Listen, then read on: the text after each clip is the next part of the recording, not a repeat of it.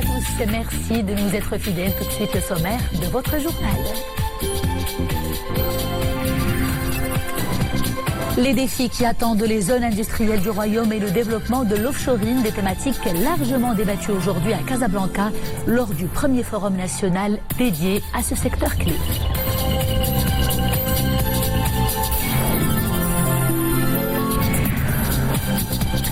La Fondation Mohamed VI pour la protection de l'environnement fait de la lutte contre la pollution des plages son cheval de bataille. Cette année, la guerre est déclarée au plastique, grand ennemi du littoral. Dans la plage de Saïdia, acteurs associatifs et volontaires se serrent le coude pour réussir une grande opération de nettoyage. Également dans ce journal, une plongée dans le monde des contes avec le festival Hikayat Maghribia qui se poursuit à la marina de Bourg-et-Greg, un monde fait de poésie et de légendes. Des conteurs venus des quatre coins du monde y partagent leur passion pour ce récit littéraire qui fait rêver. La Chambre des conseillers a tenu aujourd'hui une séance plénière consacrée aux réponses du chef du gouvernement aux questions relatives à la politique générale. Cette séance a été consacrée à la gestion des investissements publics, à l'amélioration de son efficacité et à la situation des retraités et à la place qui leur est accordée dans les politiques publiques plutôt. C'est le premier forum national spécialement dédié aux infrastructures industrielles. Ces travaux se sont tenus aujourd'hui à Casablanca. L'événement a été l'occasion de dresser le bilan des réalisations majeures du Royaume en matière d'offshoring et de zones franches également. Il a été aussi question d'échanger les expertises entre les différents intervenants autour de ce secteur prometteur. Mohamed El-Shkar. Au total, 26 zones industrielles aménagées à travers le Royaume et depuis quelques années déjà, une nouvelle génération de plateformes, des zones industrielles dites durables. Depuis maintenant plus d'une dizaine d'années, on suit les implantations sur Tanger et maintenant sur Kénitra, puisqu'on s'installe également sur Kénitra pour accompagner l'ensemble des industriels dans leur démarche environnementale et proposer des solutions de valorisation avec des taux de valorisation qu'on espère au-delà de 80%. Les success stories des zones industrielles durables ont justement constitué l'un des principaux thèmes de ce premier forum du genre des zones industrielles. Un forum pour le partage d'expériences. Nous sommes dans un tournant stratégique parce que la stratégie du Maroc, c'est d'attirer de plus en plus d'investisseurs. Donc, il faut benchmarker sur les expériences internationales et essayer de répondre aux attentes des investisseurs, notamment les zones industrielles durables, qui allient à la fois les contraintes techniques, les contraintes économiques, sociales et environnementales.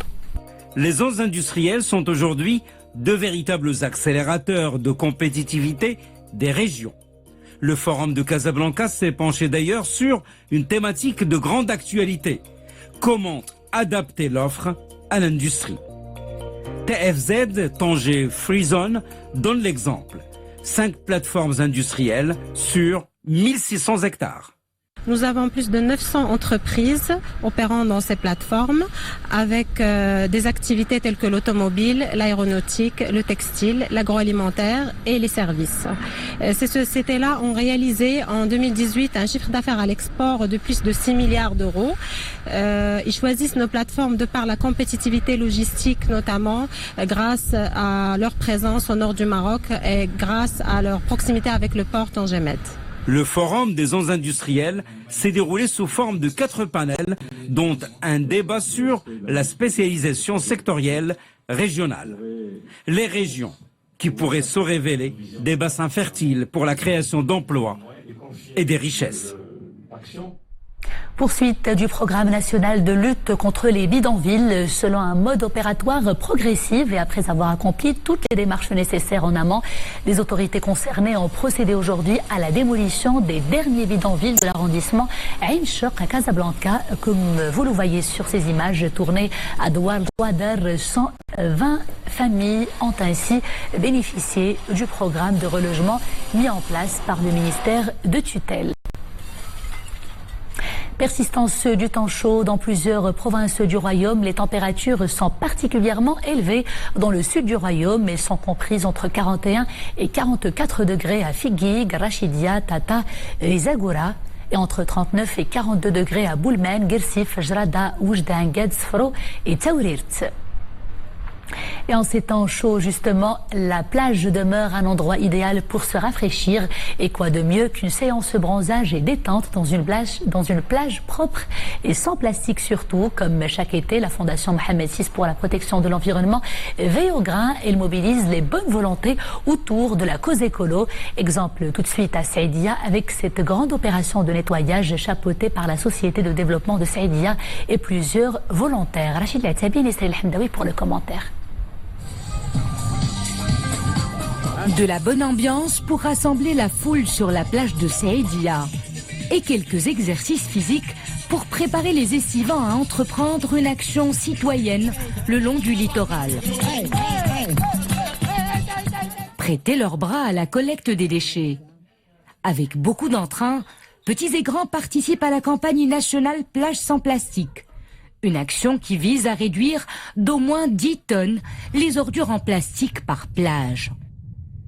Très belle action sportive en faveur de l'environnement, du littoral, de la préservation de la plage, en parfaite adéquation avec les exigences pavillon bleu et en même temps en phase complètement avec les engagements et la démarche de développement durable menée sur la station touristique Saïdia. La plage, un espace public exposé à une forte pression humaine, en particulier en été.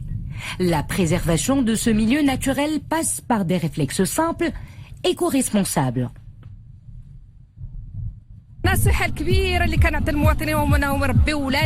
Je conseille les citoyens d'éduquer leurs enfants dès leur plus jeune âge au respect de l'environnement. Leur interdire de jeter les déchets n'importe où. La place des détritus est bien dans les poubelles, en particulier ceux en plastique, car leur dégradation dans la nature s'avère difficile.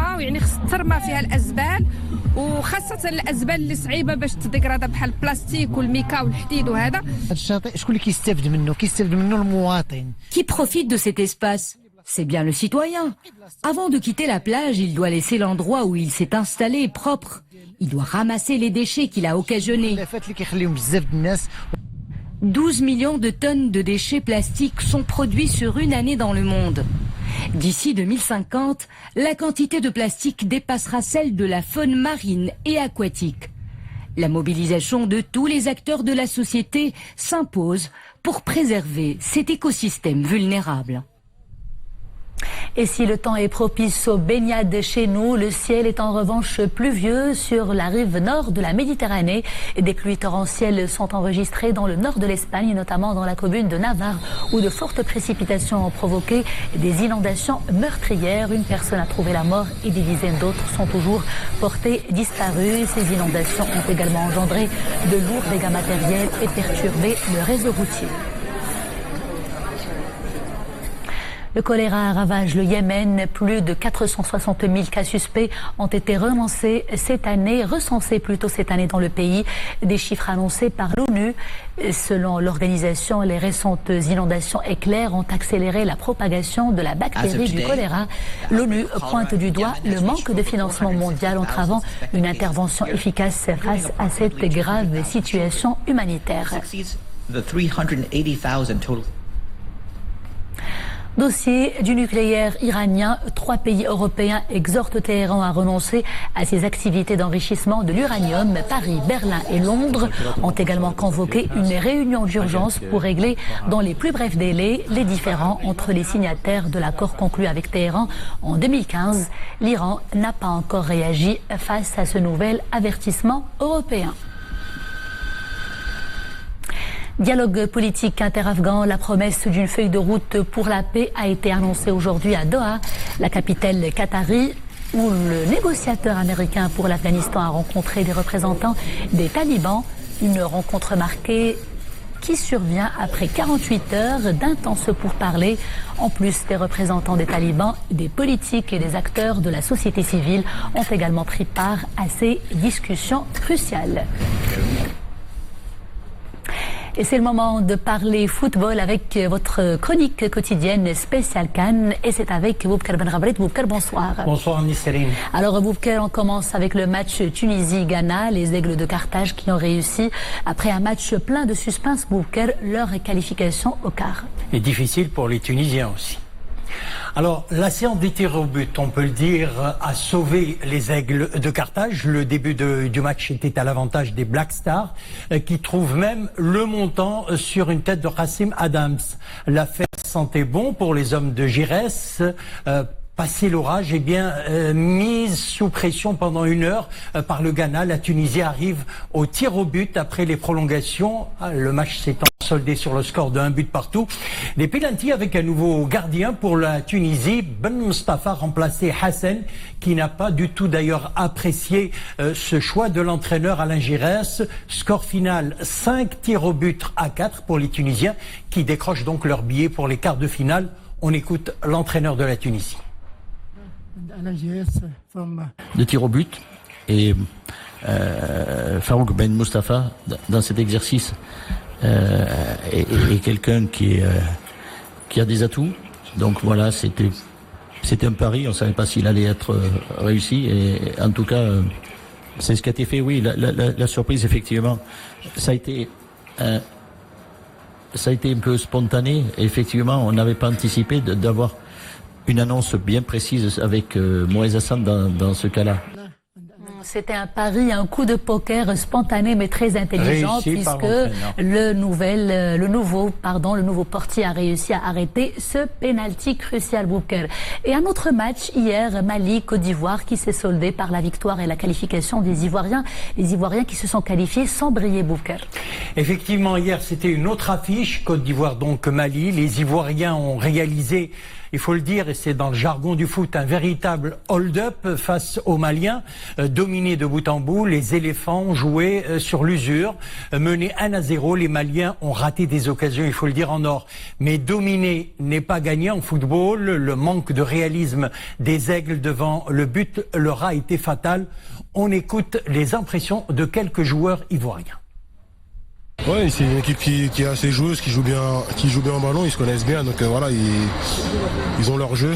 Maintenant, voilà, nous, on a fait un peu le dos rond, on n'a pas encaissé et c'est ce qui a fait qu'on a réussi à marquer. On va travailler plus, on va essayer d'être encore meilleur contre l'Algérie, qui sera encore mal difficile. Mais c'est la compétition, c'est la CAN, voilà. Le plus important c'est de passer. Et puis la victoire était très importante pour le groupe et puis pour le pays. Le plus important c'est le groupe. Aujourd'hui je joue, la dernière fois j'ai joué, il y en a qui n'avaient pas joué. Aujourd'hui je joue pas, il y en a qui jouent. Donc c'est tous ensemble. Et si on veut y arriver, c'est tous ensemble. Et il faut un bon esprit de groupe. Aujourd'hui on a gagné, c'est ça le plus important. Et demain, à Bouker, on franchit un autre stade, un stade plus important, sacré boulot pour les équipes qui sont en compétition, avec une affiche Sénégal-Bénin. Si le Sénégal est donné favori sur le papier, le Bénin peut également surprendre Bouker, n'est-ce pas ? Ça, soyons certains que ça peut arriver, et ça peut arriver. Donc, programme des matchs demain mercredi.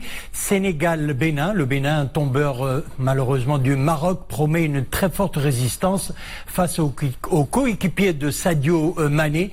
Le Bénin veut poursuivre son épopée. L'entraîneur sénégalais Aliou Cissé se sent en confiance. Les grands favoris ne sont pas là. Il fait allusion à l'Égypte et au Maroc. Cette année est peut-être la bonne pour nous, a-t-il déclaré. On l'écoute ainsi que l'entraîneur béninois Michel Dussuit. C'est vrai que le Cameroun n'est pas là, les gros favoris aujourd'hui ne sont pas là. Bien sûr que ça nous donne une idée et ça nous donne encore plus confiance de se dire que oui, peut-être que cette année peut être la bonne. Mais comme je dis, c'est juste de l'espérance. Et ça ne suffira pas.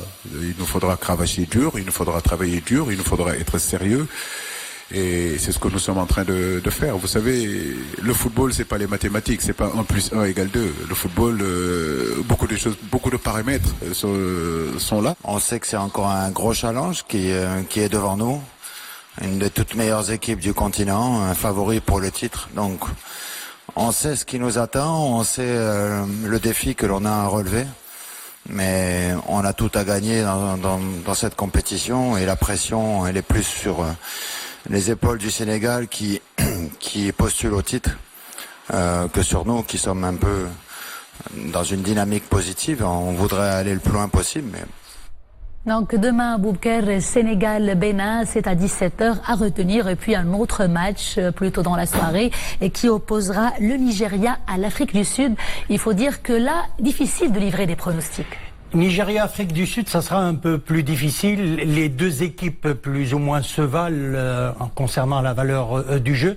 Mais moi, personnellement, je miserais peut-être pour le Nigeria, qui a tout de même on verra ça demain. De grands joueurs, mais rien n'est gagné d'avance, on dit. Donc, je rappelle, de Nigeria, Afrique du Sud, demain, c'est à 20h. Et c'est le moment d'ouvrir cette page jargon footballistique, cette page découverte. Et on commence avec le tiki-taka, le fameux tiki-taka que l'on entend dans la péninsule ibérique, surtout. Tiki-taka, et j'ai pensé à vous, parce que je sais que vous êtes une grande supportrice du FC Barcelone. Je vais expliquer tout ça. C'est un style de jeu caractérisé donc par le mouvement continu du ballon autour d'une série de passes rapides, comme vous le voyez sur votre écran. Cela permet donc la conservation du ballon, un jeu attribué donc au FC Barcelone et également à l'équipe d'Espagne. Très bien, Boubacar, on poursuit avec un autre. Cette fois-ci, c'est le râteau. Le râteau, on a appris énormément de termes du jardinage dans le foot. Le râteau, eh bien, c'est un geste tout simplement technique consistant à tirer le ballon de la semelle, soit à l'aide de la semelle pour empêcher donc le défenseur adverse de s'emparer du ballon. Et puis, nous avons un troisième, c'est la passe aveugle. Vous allez comprendre et vous allez voir ça sur votre écran. C'est faire une passe à un coéquipier tout en regardant dans une autre direction afin de tromper d'ailleurs l'adversaire. Voilà. Et puisque vous avez évoqué le Barça, Boubacar, tout à l'heure, je me rappelle très très bien des passes aveugles de Rolandinho avec les coups de foulard avec Rivaldo, Boubacar. C'était très très amusant. C'était fou et beau à voir. On se retrouve demain. On se retrouve demain, Boubacar, merci.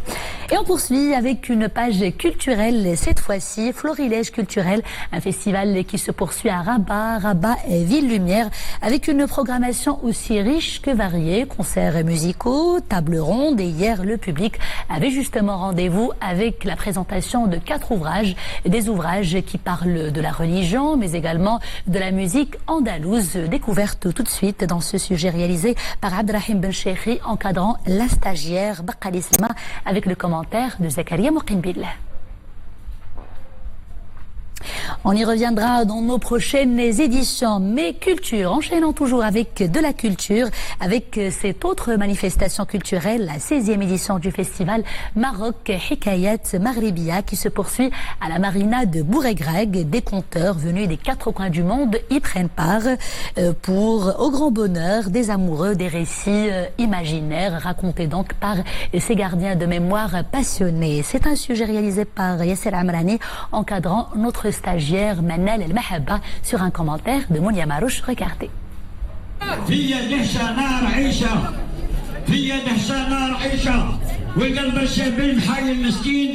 Ils nous font remonter le temps à travers ces histoires passionnantes qui ont traversé des siècles. Des récits d'antan que ces narrateurs puisent dans les bribes de leur mémoire. Mais une fois le fil d'Ariane trouvé, des personnages jaillissent, des mots prennent corps et des souvenirs d'enfance renaissent le temps du festival.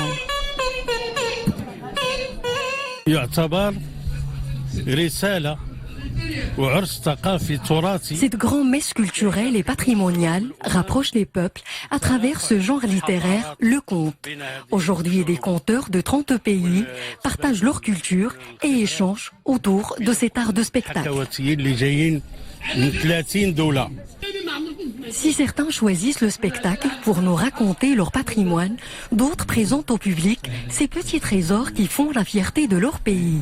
C'est le cas de Prabowo qui nous plonge dans une mélodie venue tout droit de l'Indonésie, avec comme instrument le sarong.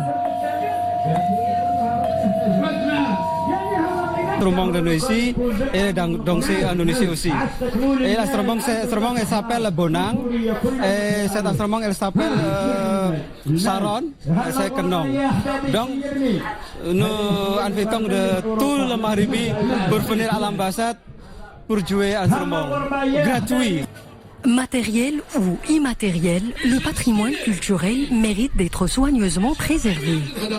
Les compteurs qui étaient en 1970 en nombre de 18, aujourd'hui, il n'en reste que 7.